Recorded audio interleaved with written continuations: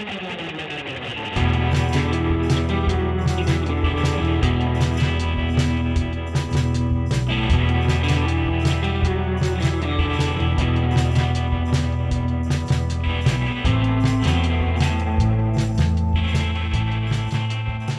and welcome to The Missing Middle. I'm Cara Stern, And I'm Mike Moffatt. and today we welcome John Rapley, who is a political economist at the University of Cambridge. He's also the co-author of a new book titled Why Empires Fall: Rome, America, and the Future of the West. Welcome. Thank you. It's good to be with you. Yeah, thanks for being here, John. So, a lot of times, we're all kind of social scientists here, and one of the things that social scientists will often do is look for historical parallels to current situations. Rome would not be the one that I would sort of naturally think of. So, could you walk us through, what the logic is here, what we can learn from Rome when looking at today's circumstances? Well, the truth is, Mike, it happened rather inadvertently, actually. It was sort of one of those bits of serendipity. This is going back a long way. My early days, started my career, did a postdoc at the University of Oxford, and then did a bit of lecturing while I was there. And got to know a young historian. I was a young economist. And so we had completely different, he was writing a book on the fall of the Roman Empire, and I was doing my stuff in the economics of development. We were sort of, we knew each other, but then we went separate ways. We happened to be spending Easter together at a mutual friend's place. I had just published a book on contemporary globalization. He was about to publish what would be his bestseller on the fall of the Roman Empire.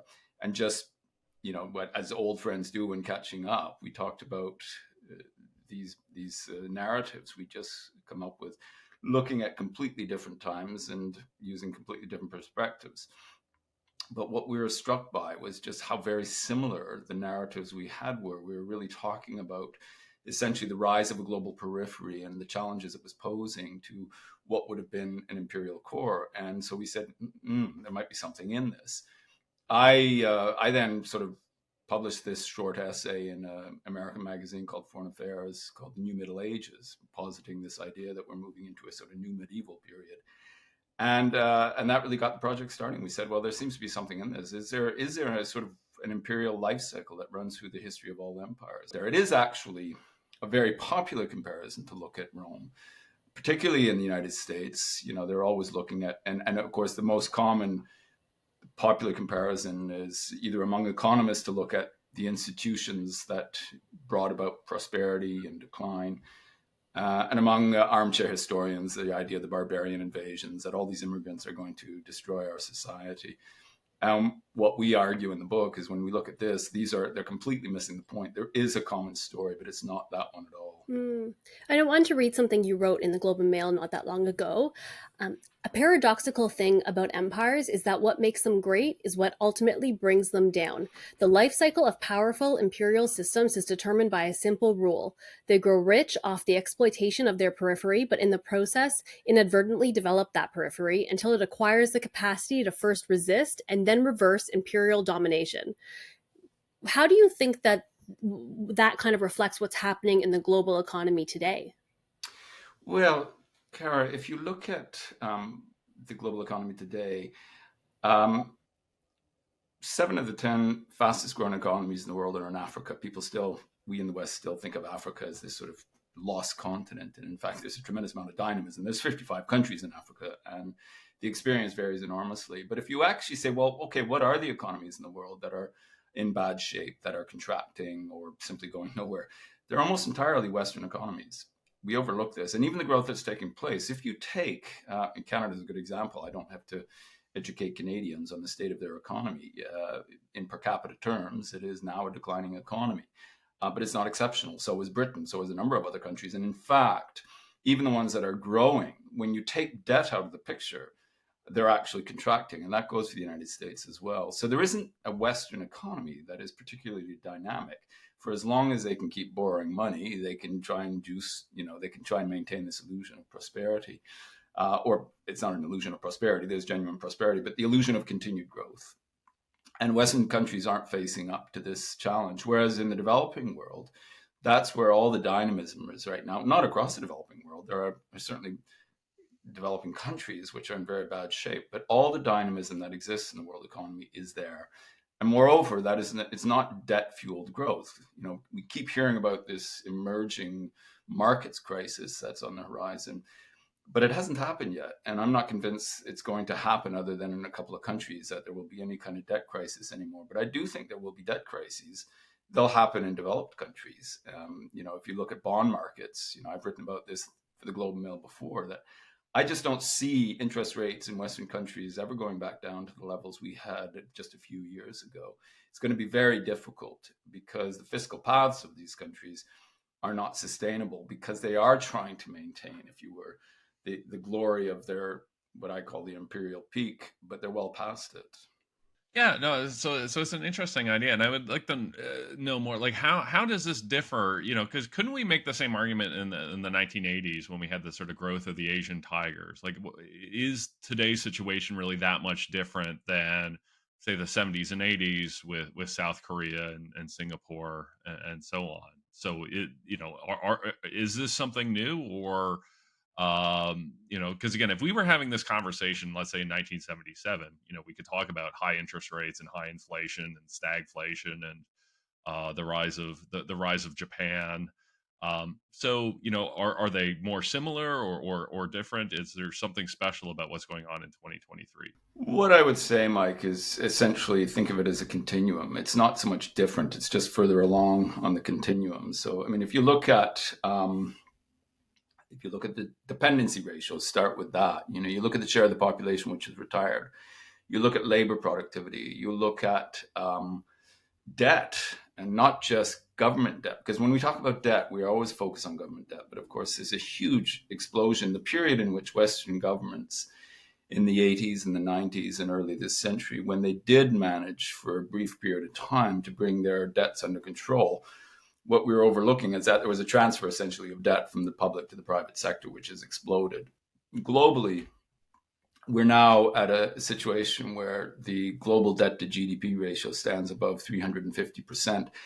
And most of that is due to the developed Western economies and China. You put that together, and that's this huge explosion of debt. Most of it is in the private sector, households and companies. That was nothing like that scale in the 1980s. And so there's less wiggle room, but the fundamental trends were in place. Labor productivity was declining from the 1980s. It's worse now than it was then. The dependency ratio is higher, so governments have to find a way to try and squeeze more money out of a tax base that is growing more slowly. And yet the demands of that retired population in Western countries are only growing, as we know, particularly healthcare, the pension system. There's real strains that are existing. I wouldn't say it's different. I would just say it's becoming, and will continue to become, more pressing. So we also know that for every borrower there has to be a lender. So who's saving more then? Because obviously savings has to be up because there has to be a counterparty to every transaction. Well, yes and no, Mike. That's actually, I think, in one of the ways in which debt is fundamentally misunderstood, and it's widely misunderstood, including by economists. I mean, I've been in many a seminar in Cambridge when I have a colleague who asks the same question. But in fact, and they'll sort of say, well, where is all this? How can the world owe itself money? But that's because we have a very we misunderstand the way debt works. Ever since the invention of fractional reserve banking, as you know, most debt is not borrowed from one person to another. We think of debt that way. We think of that when you go to the bank and you borrow money from the bank. What the bank is doing is essentially taking something from one of its savers and giving it to you on the understanding that they will mediate that transaction and charge a service charge, which we call interest. But that's not, in fact, what they're doing. What they are doing fundamentally, they only have to take a very small share of what's in the bank and set it aside. Usually it's depends from the country, it can be anywhere from 1% to 5%, depending on what the regulations are. That's deposited at the central bank. The rest they just concoct essentially out of thin air. And what you're borrowing against is your future earnings. So when you take a mortgage, you say, you have to stump up, the down payment. The bank will effectively create the rest, essentially saying, trust us, this person is going to come good on it and we'll cover that. And the whole system depends on essentially faith that the individual borrowing the money will come good on that the bank will be able to enforce it, and the government will be able to enforce the bank doing it. For as long as that works, we can create credit indefinitely. And so if you look at the sort of the commitments we've made to ourselves in Western countries on things like pensions in the future, put this money into your pension and you'll get this back out. All of this is assuming that the government is going to be able to ensure that growth continues in the future, because fundamentally that's what's going to pay for your pension when you're retired. It's not actually a stash of cash, which we imagine sort of like, in Donald Duck, and Scrooge McDuck has this room filled with coins, and we sort of imagine that's what our pension pot is. It's nothing like that. It's essentially a social contract. We effectively are supporting someone who's retired today, and the understanding is that the pension fund or the government is going to ensure that somebody looks after us when we're retired later. So most of the debt that exists in the world isn't actually borrowed from anybody else. It's borrowed from our future earnings. And in some cases, if you issue, a 100-year bond, as some governments have done in the last few years, you're saying, well, this will be future generations who will generate this income. And so it's essentially what we're doing is we are moving our anticipated future revenues into the future. So then why would it be a problem if we don't pay that back? Like, couldn't we just, if there's no counterparty, couldn't we just wipe that off the books tomorrow and be done with it? Well, we could. And there's ways you can do that, as you know, that it can be done by sleight of hand. You can do it with fiscal repression. You can say, well, okay, the inflation rate is 3%, but we're only going to pay 2% on a government bond, which means that the bondholder would, let's say it would be a pension fund, will therefore be short in real terms by 1% a year. What does the bondholder have to do if it's a pension fund? Well, each year they cut back what they pay their pensioners by that little bit extra, and in real terms you suffer. And that is definitely one of the possibilities that could come up in the future years, is that we do either write off or we use fiscal repression to gradually inflate away these debts. But that's going to cause somebody some pain. And of course, no government wants to come out and just say that. We have some tough choices. What are the choices we're going to make?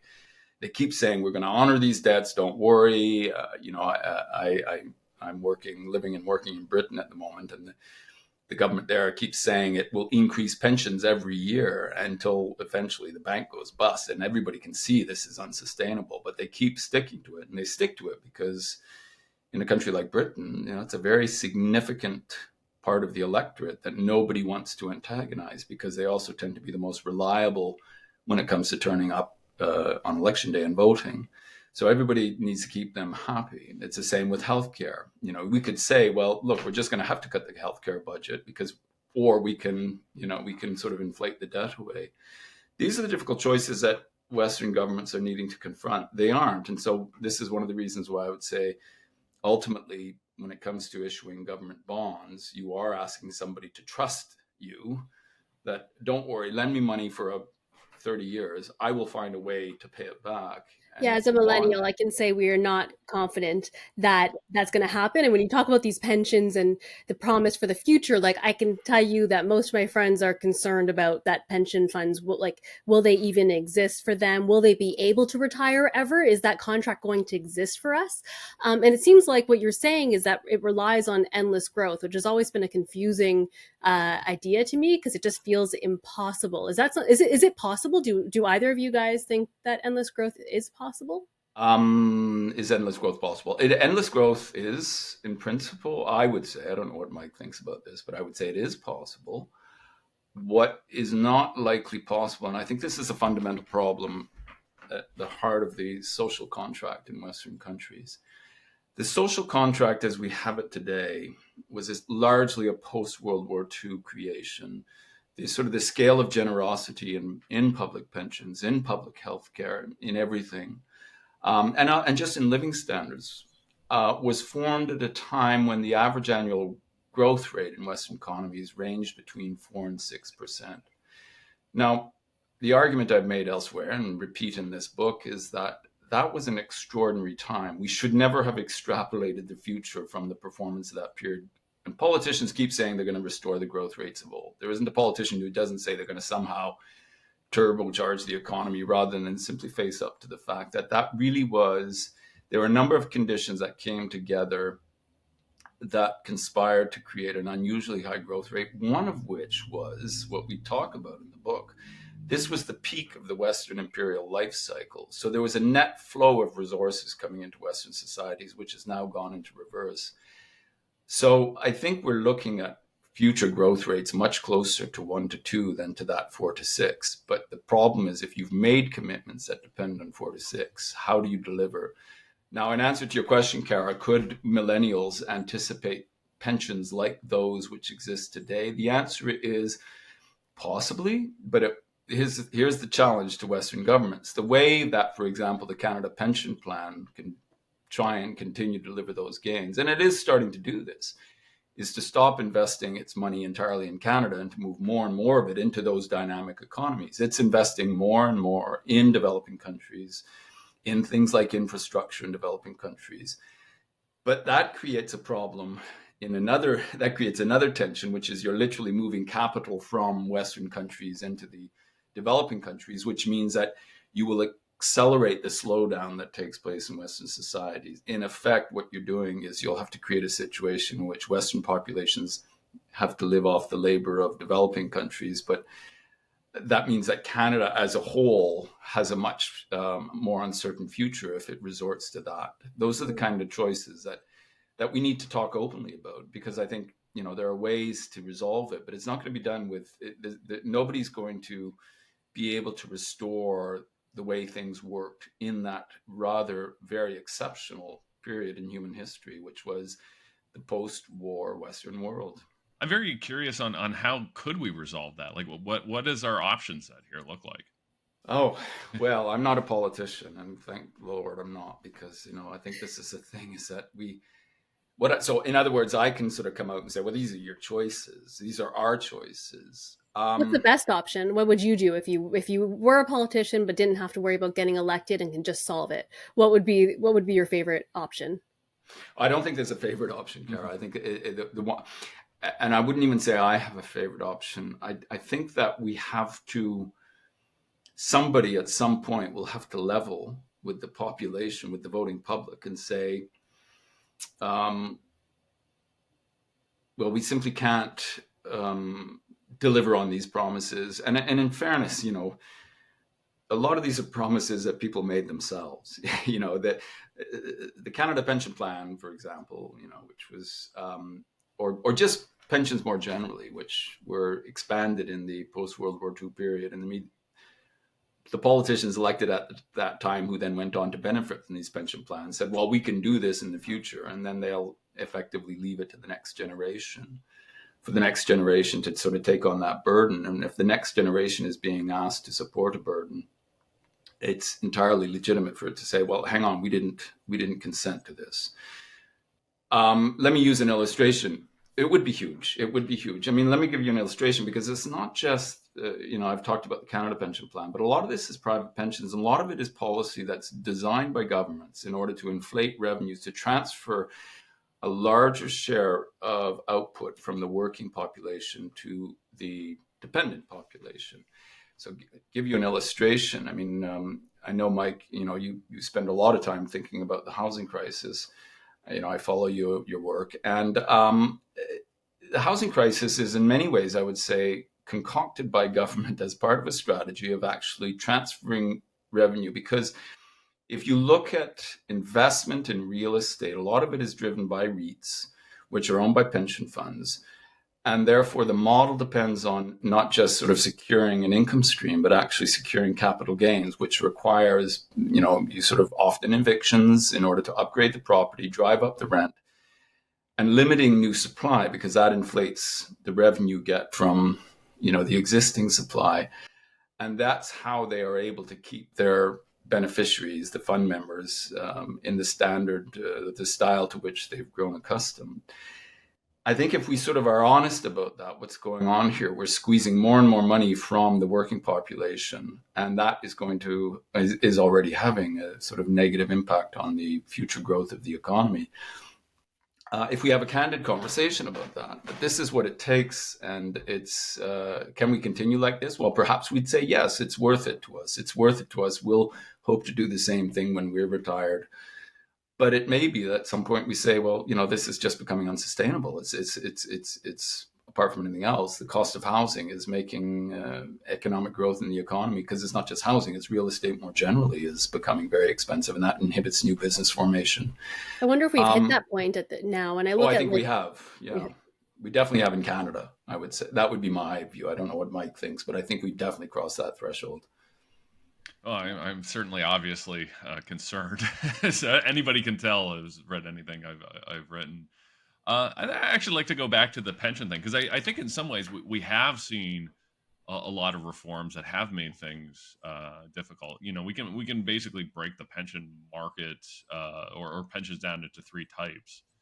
The first is defined benefit, which has basically become extinct over the last 30 to 40 years. So we've all moved to defined contribution. So then, your pension is basically determined by the asset value of the underlying bonds and stocks and so on. But there's also obviously the CPP, the government side. So, if we had somebody here from the CPPIB, they would say, well, look, our models show that this is solvent for the next 75 years. So, is that wrong? And why are they getting, if they are wrong, like what's wrong with their model? Like what assumption are they making that's likely not to hold? I think my little knowledge about the CPP is that it is actually one of the best run public pension plans in the world. It's not, in addition to the three categories you described, we also think of two broad categories in terms of the solvency of the fund, which is the pay-as-you-go model, which is US Social Security, and the fully funded model, which would be the Canada Pension Plan, which is to say that it's not existing contributors whose contributions are being used to support existing pensioners, but actually you invest it. So there's a huge fund.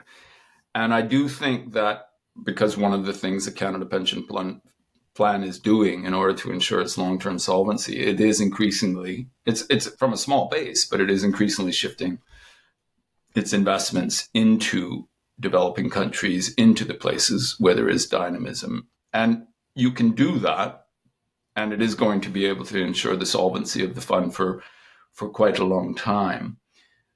I think the challenge will become at some point political, though, or it could conceivably be political, whereby if you have a prolonged slump in the Canadian economy, and somebody at some point is going to say, but hang on, why is it that the Canada Pension Plan is investing all this money in developing countries, and we could be keeping that at home and boosting our own economy?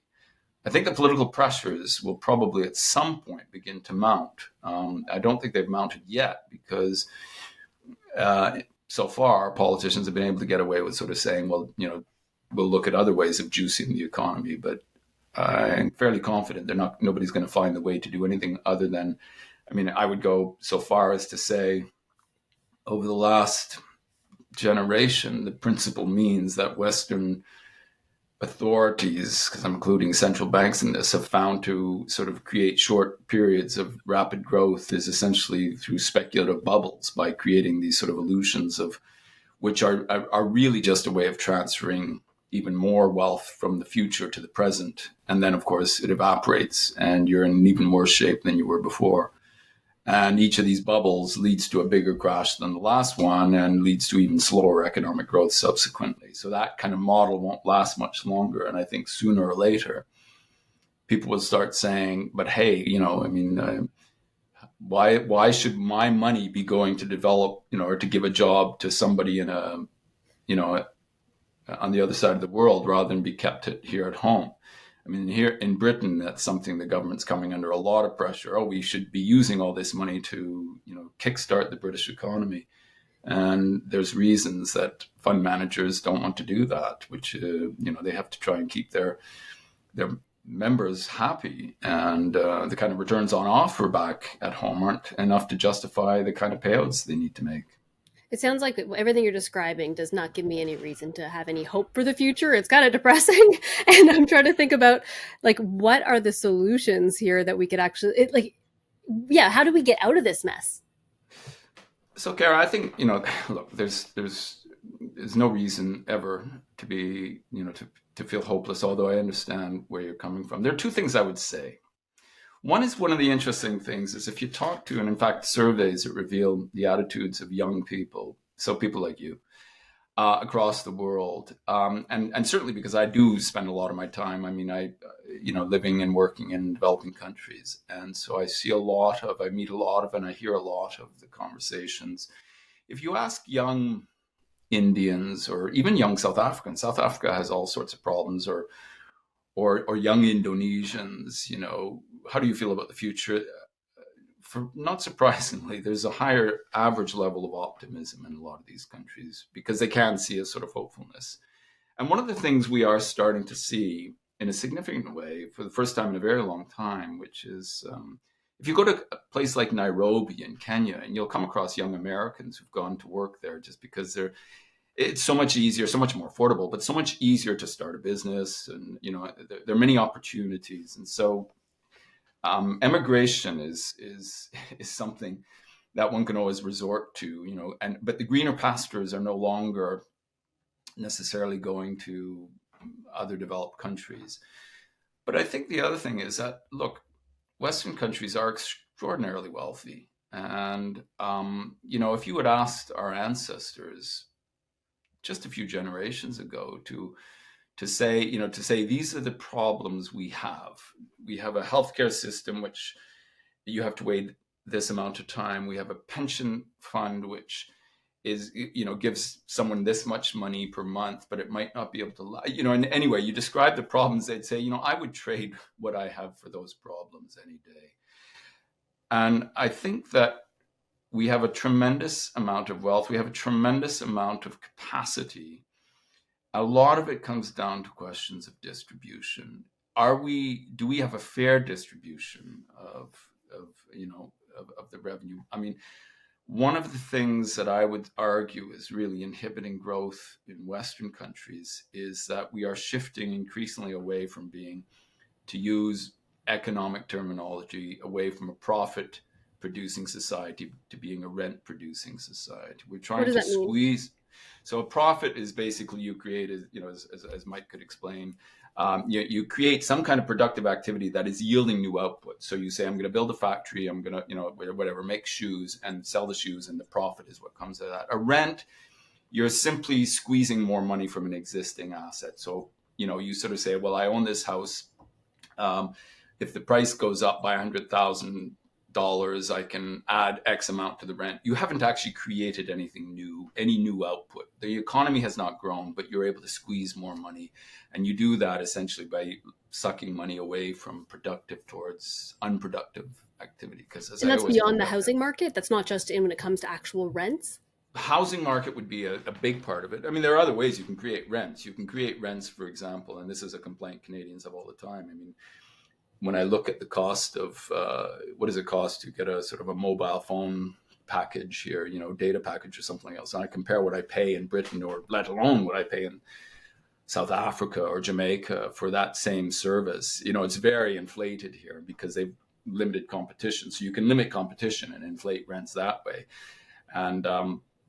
And this is often a complaint Canadians make. I can't say whether there's any merit to the complaint Canadians make a lot about the grocery sector, for example, but you But do boy, do we hear like to that. complain about it. Yeah, yeah. And, transportation is very expensive, because you don't really have the option, like I was talking to a colleague yesterday having lunch here in Ottawa, and he has to go to Toronto very often on business, and he says he flies. In Europe, you would have an option of taking a train, which greatly reduces the cost of that journey. But because he's only limited, it's either a long drive, which he can't really do a business meeting in a day and come back the same evening if he's going to drive to Toronto. So he has no choice but to fly. So again, there's various ways that competition has been limited by the decisions we've made in the past. And so you can inflate rents that way. The airline can make a good return, but it's not necessarily because it's delivering such a terrific product that people are flocking to it because of the quality of the service. And I think that is a real problem, is that we need to shift back to being a more productive society. And there's no shortage of young people. I meet all sorts of young people with great ideas for a business, for example, but they'll never get it off the ground because just the rent alone and the premises they need to set up their shop, or perhaps the red tape involved in setting up the business, is so considerable. It becomes very, very difficult. In the same way, the fundamental complaint, among we hear this meme that's circulated. I think it was started by the federal housing minister. Housing is illegal. In many ways, we block new house construction precisely to maintain the value of existing properties. The exceptional thing about the real estate market is that if you actually try and drive a competitor out of business in retail, I mean, you may well get a regulator saying, hang on, we're going to investigate this. You're not allowed to engage in predatory pricing, whatever. But if you want to block somebody, a competitor, from affecting the value of your asset in real estate, you just go to the local planning meeting and you say, well, we can't alter the character of the community. And they'll say, well, yes, in the name of local democracy, we'll block that. And there's a lot of that which goes on. And I think that's become a real problem in Canada specifically. Yeah, all I can say is I'm 100% in full agreement there. That I think that is that is a real issue, particularly when it comes to the housing market. And I think this is a lot of what we look at on the sort of Missing Middle podcast, of the challenges that young people have of starting a new business. I graduated from high school in 1995, and I was telling Cara that a lot of my classmates could move to Toronto and have low income jobs and try and make it as an artist or a musician, that kind of thing. We've essentially made that impossible unless you have wealthy parents or wealthy benefactors. So full agreement that I think we are losing that dynamism because we have made these things so difficult. We have limited competition, which certainly does reduce options for young people. So more of a comment than a question there, but I have to say I'm in full agreement with that statement. I had one more question for you, John, which is that as someone who is from Canada but now lives abroad, it seems like it's given you a new perspective on some of the problems in Canada. But is there a part of Canada that, looking from abroad, that you feel like we're doing really well compared to the rest of the world? Yeah, certainly. I think there are a number of things. But if I had to choose one, Cara, that I would say is Canada is a world leader, I think its ability to absorb immigrants is key. If Canada has many challenges, but that's one of the biggest challenges facing Western societies. I mean, yesterday in the Netherlands, for example, they elected a party which would like to basically stop immigration. And there's a rising trend of this across Europe. This is a recipe for decline because they simply don't have the labor force that they are going to need to support that dependent population. I think Canada has done, there's been a lot of legitimate complaining about the fact that the government has brought in so many people and not ensured housing supply. I think the problem is not the number of people that have been brought in. I think it's not ensuring housing supply.